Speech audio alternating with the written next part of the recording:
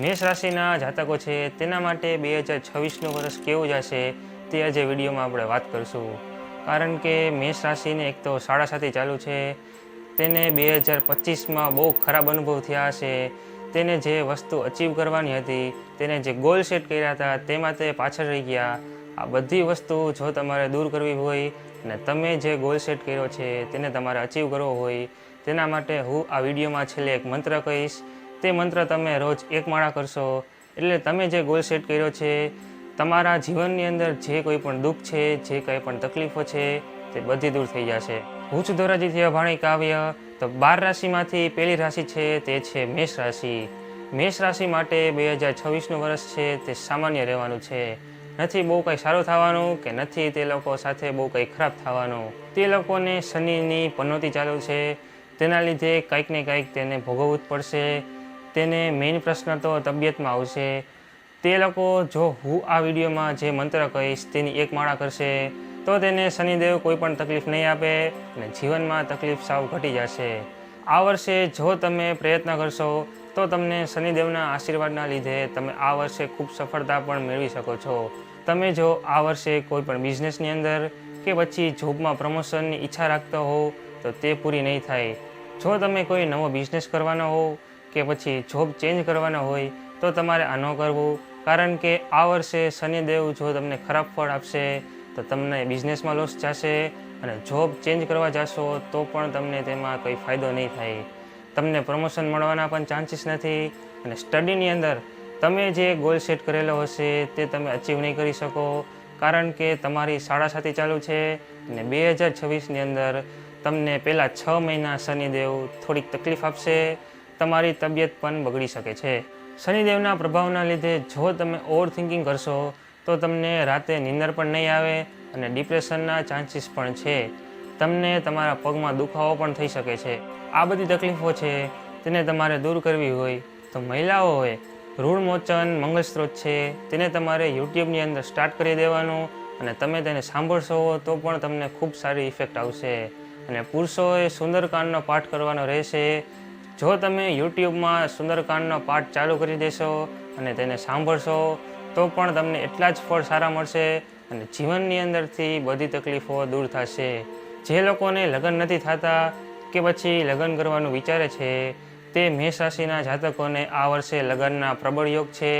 આ વર્ષે તે પ્રયત્ન કરશે તો તેના લગ્ન ચોક્કસ થઈ જશે.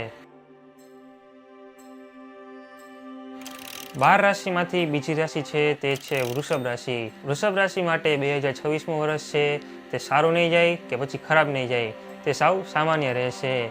2026માં વૃષભ રાશિને જે મેઇન વસ્તુ નડી શકે તે 10મા ભાવમાં રાહુ અને 11મા ભાવમાં શનિ હોવાથી તે લોકો ઉપર કોઈ ખોટો આરોપ લાગી શકે. 2026માં જૂન મહિના સુધી તમારી હેલ્થ સારી રહેશે, પછી શનિની દ્રષ્ટિ કામ કરશે, તેના લીધે તમારી હેલ્થ બગડી શકે. તમે કાં તો આળસ કરી શકો અને કાં પછી તમારા શરીરની અંદર દુખાવો થઈ શકે. આ વર્ષે ગુરુનો સારો પ્રભાવ રહેશે, તેના લીધે વૃષભ રાશિના માણસોએ જે સ્ટડીમાં કોઈ પણ ગોલ સેટ કરેલો હશે તે લોકો તે ગોલને અચીવ કરી લેશે અને કોઈ વાંધો નહીં આવે. આ વર્ષ એવું છે કે તમે જેટલી મહેનત કરશો એટલું જ ફળ તમને મળશે. જો તમે તમારા નસીબ ઉપર નિર્ભર રહેશો તો તમે પાછા પડશો અને તમારા સ્ટડી રિલેટેડ પણ તમને કોઈ વાંધો આવી શકે.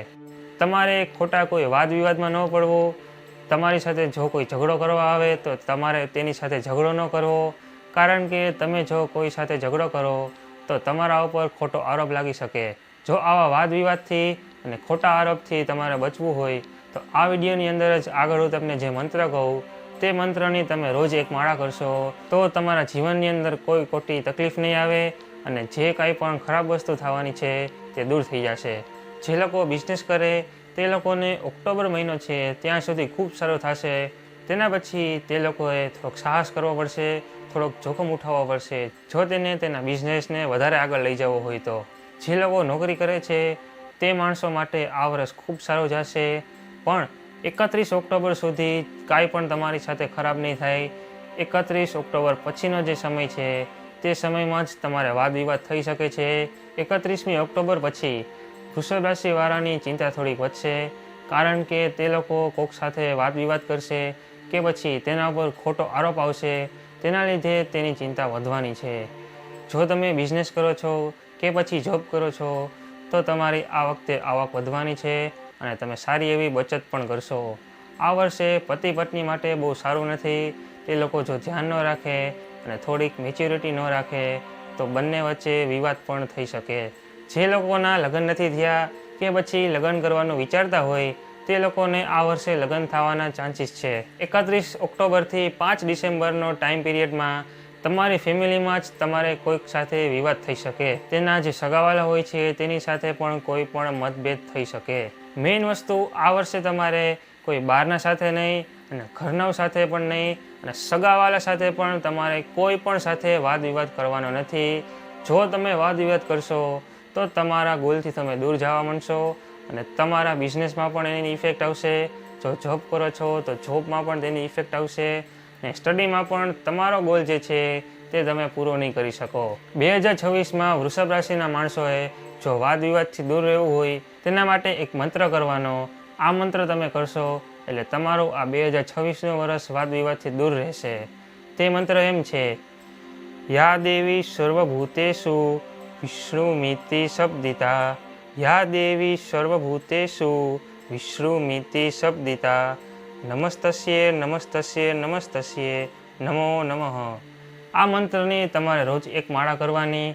આ તમે કરશો એટલે તમે જે સ્ટડીમાં ગોલ સેટ કરેલો, તમે બિઝનેસમાં આગળ વધવાનું વિચાર્યું છે કે પછી તમારે જોબમાં પ્રમોશન જોતું હોય, આ બધી વસ્તુ તમારી પૂરી થઈ જશે અને આ વર્ષે તમારે જે વાદ વિવાદ થવાનું છે તમારી ફેમિલીમાં, સોસાયટીમાં કે પછી સગાવાલા સાથે, આ બધી વસ્તુ દૂર થઈ જશે.